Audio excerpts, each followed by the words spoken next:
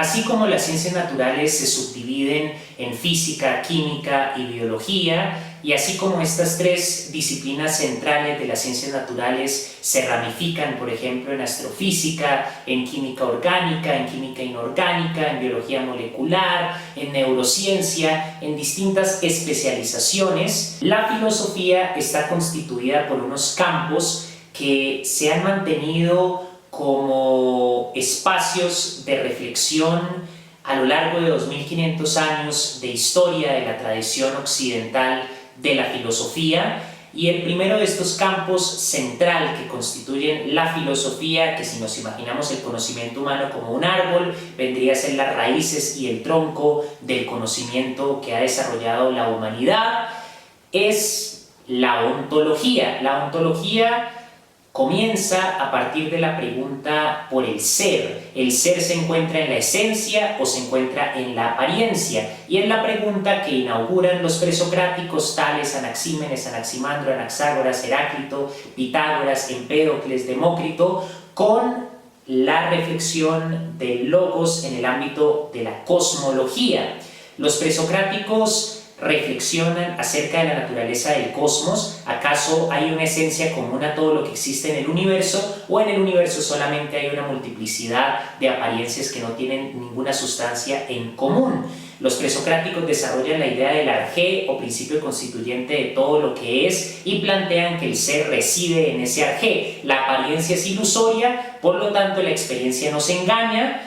La realidad que se presenta en los sentidos es múltiple, cambia según el capricho del tiempo, pero el arjé, la esencia que es cognoscible por medio de la razón, se mantiene, perdura. De ahí surge el concepto de identidad y el concepto de lo absoluto asociado a la verdad. Al mismo tiempo se plantea la jerarquía en donde la razón está por encima de los sentidos y en donde la razón está por encima también de las pasiones y de las limitaciones del cuerpo físico. El desprecio por el cuerpo, que Nietzsche va a interpretar como nihilismo de la filosofía occidental, surge a partir del problema de la esencia y la apariencia, que lleva a contraponer la razón y la experiencia sensible a la hora de buscar la forma en la que de manera más acertada podemos conocer, y eso lleva por lo tanto a poner la razón por encima del cuerpo, particularmente en Platón. Pero esos elementos ya se encuentran como semillas en los postulados ontológicos y metafísicos de la filosofía presocrática. La ontología, por lo tanto, desde el poema de la verdad y la apariencia de Parménides hasta Ser y Tiempo de Heidegger, pregunta la cuestión de qué es el ser, y con la filosofía moderna añadimos un elemento fundamental a partir de la distinción cartesiana entre sujeto y objeto a la pregunta de qué es el ser. Si el ser reside en la esencia o la apariencia, añadimos entonces el asunto de si el ser depende de la interpretación del sujeto cognoscente, de las facultades de la mente, de la sensibilidad y el entendimiento, que nos lleva a la pregunta de la naturaleza de la realidad. ¿La realidad es subjetiva o la realidad es objetiva? ¿Hay una realidad independiente en sí misma? Kant dice que el nómeno es incognoscible, pero Hegel plantea que lo absoluto se puede conocer por medio del proceso dialéctico de la historia, cuya finalidad es permitir la autorrealización de eso que Hegel llama lo absoluto. Entonces tenemos varias posturas en torno a ese problema de la naturaleza de la realidad, que va a constituir el campo que desde Aristóteles se llama metafísica.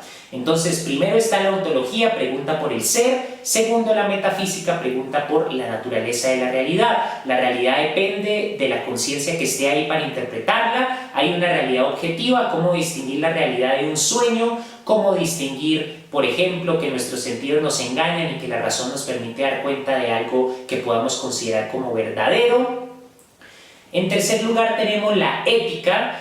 Y la ética es de la filosofía helenística, los estoicos, desde el Enquiridion de Epicteto hasta los libros de Séneca y las reflexiones del emperador romano Marco Aurelio, pasando por escuelas como la escuela de los cínicos con Diógenes, pasando por Epicuro y el hedonismo. Tenemos una tradición de miles de años de filósofos, desde los estoicos hasta Schopenhauer, que han reflexionado acerca de la condición humana. De ahí nace la política, el problema de cómo vivir en sociedad, el problema individual de cómo vivir frente al sufrimiento, las pasiones, la muerte. de si el ser humano debe regirse por la razón o si debemos hacerle caso a las pasiones. Se puede encontrar un compromiso entre las pasiones y la racionalidad, o la racionalidad está completamente contrapuesta a las pasiones y debe controlarla. La razón está por encima de la experiencia del cuerpo. Nietzsche hace un giro de 180 grados frente al planteamiento platónico y también en la ética aristotélica de poner la razón por encima de las pasiones, y hace un llamado para que la filosofía vuelva a lo terrenal a través de la elocuencia, por ejemplo, de Zaratustra, inspirado en su interpretación de lo dionisiaco.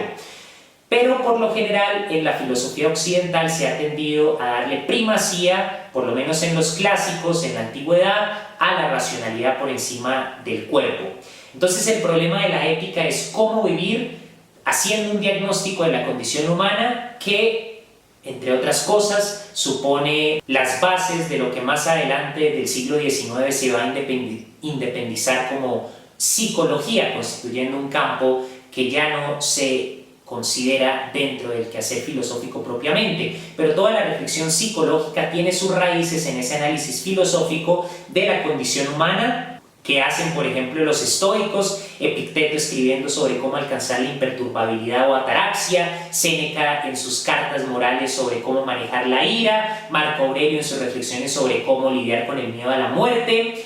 La psicología encuentra, por lo tanto, sus antecedentes en esa búsqueda filosófica por explicar y entender la condición humana, con aras de proponer una filosofía que nos permita vivir tanto como seres mortales, como seres subyugados a la incertidumbre del mundo, tanto como seres que vivimos en sociedad. Entonces, tanto la política como la psicología se desprenden de esa reflexión ética.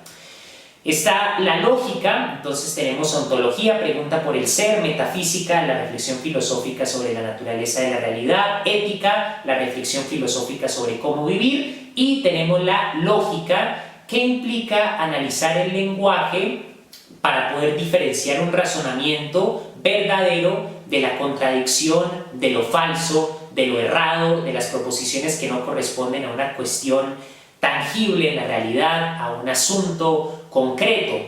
La lógica, desde Aristóteles, desde el silogismo aristotélico hasta el concepto de identidad en Hegel, en donde A contiene menos A, es decir, la esencia de todo ente alberga su opuesto, y de ahí surge el proceso dialéctico en la lucha entre esa tesis y esa antítesis, entre esa A y esa menos A, entre ese opuesto, entre esos opuestos.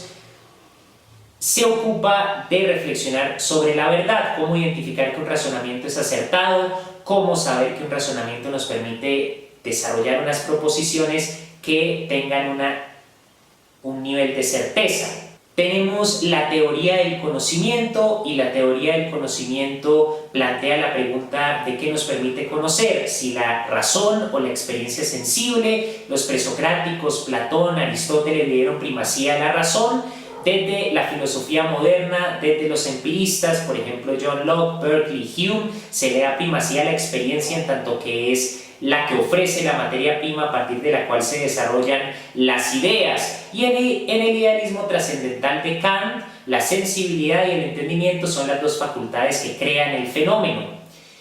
En Hegel, lo absoluto se autoconoce con el proceso dialéctico de la historia, y Hegel parte de la experiencia sensible hasta llegar a la autorrealización de lo absoluto. La teoría del conocimiento entonces reflexiona sobre la naturaleza, el alcance del conocimiento, pero desde la distinción cartesiana entre sujeto y objeto, partiendo de que hay un sujeto cognoscente que interpreta la realidad, y la realidad depende de las facultades que tiene ese sujeto. Ahora, ¿cuál de estas facultades nos permite llegar a una verdad más acertada? O si esas facultades trabajan en una especie de síntesis. Toda esa es la reflexión de la teoría del conocimiento. Ya a partir del siglo XIX, con la constitución de las ciencias, se habla más de epistemología. ¿Cuáles son las condiciones que permiten que un saber dado se constituya como una ciencia? ¿Cuál es el alcance de sus predicciones? ¿Qué método utiliza? ¿Cuáles son la justificación que le permite a un saber atribuirse el nombre de ciencia?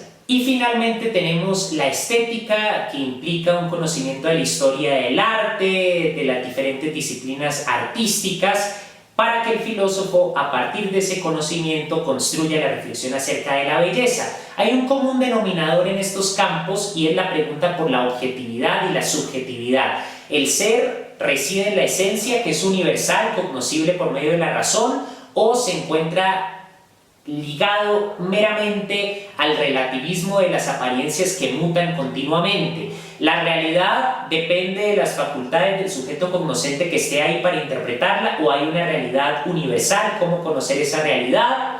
¿El conocimiento humano puede alcanzar certeza absoluta o solamente se basa en una serie de construcciones a través del lenguaje sujetos al devenir de la historia?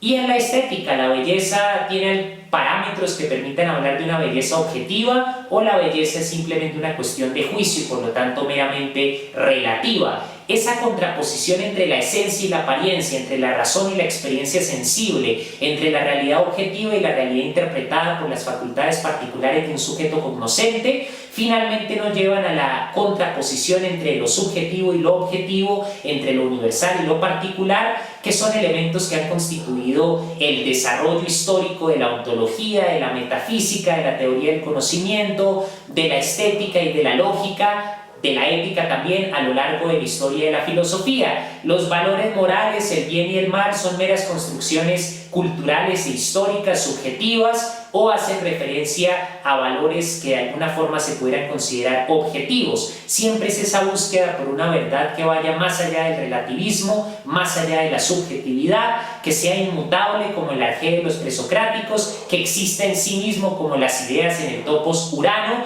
y solamente a partir del siglo XX se comienza a cuestionar ese esquema de la metafísica heredada desde la cosmología de los presocráticos, pasando por Platón.